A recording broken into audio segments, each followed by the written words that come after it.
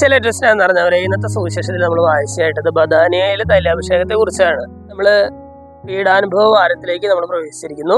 ഈശോ ഏറ്റവും ഒടുവിലെ തന്റെ ജീവിതത്തിലെ ഏറ്റവും ഒടുവിലെ ആ ഒരാഴ്ചയിൽ ചെയ്ത കാര്യങ്ങളൊക്കെയാണ് ഈ ആഴ്ചയിലെ ഓരോ ദിവസവും നമ്മൾ സുവിശേഷ വായനയിൽ വായിക്കുന്നത്. ഇന്ന് നമ്മൾ വായിച്ചു കേട്ടത് ബഥാനിയയിലെ തൈലാഭിഷേകമാണ്.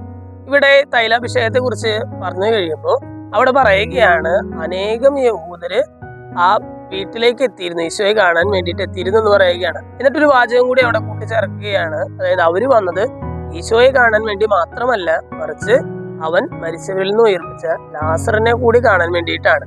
കാരണം അനേകം യഹൂദർ ലാസറിനെ പ്രതി ഈശോയിൽ വിശ്വസിച്ചിരുന്നു എന്ന് പറയുകയാണ്. ലാസറിനെ കണ്ടുകൊണ്ട് ഈശോയിൽ വിശ്വസിച്ചിരുന്നു എന്ന് പറയുകയാണ്. എന്ന് പറഞ്ഞാൽ എന്താണ് അർത്ഥം?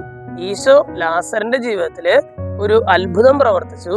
ആ അത്ഭുതം കണ്ടുകൊണ്ട് അനേകം പേര് ഈശോയിൽ വിശ്വസിക്കുകയാണ്. എന്ന് പറഞ്ഞാൽ ലാസർ ഒരു സാക്ഷ്യമായിട്ട് നിലകൊള്ളുകയാണ്.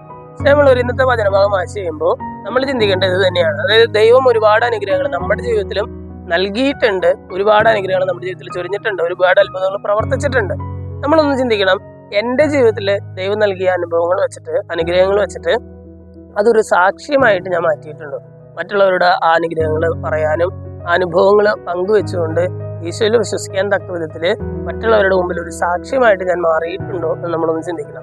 നമ്മളൊരു ഇന്നത്തെ വചനഭാഗം വായിച്ചു കഴിയുമ്പോൾ നമ്മുടെ ജീവിതത്തിൽ ഉണ്ടായിട്ടുള്ള ദൈവാനുഭവങ്ങൾ നമ്മുടെ ജീവിതത്തിൽ ഏറ്റവും പ്രിയപ്പെട്ട കുറച്ച് പേരോടെങ്കിലും ഷെയർ ചെയ്തുകൊണ്ട് മറ്റുള്ളവരുടെ മുമ്പിൽ ഒരു സാക്ഷ്യമായി ജീവിക്കാനുള്ള ഒരു കൃപയ്ക്കായിട്ട് നമുക്ക് പ്രാർത്ഥിക്കാം.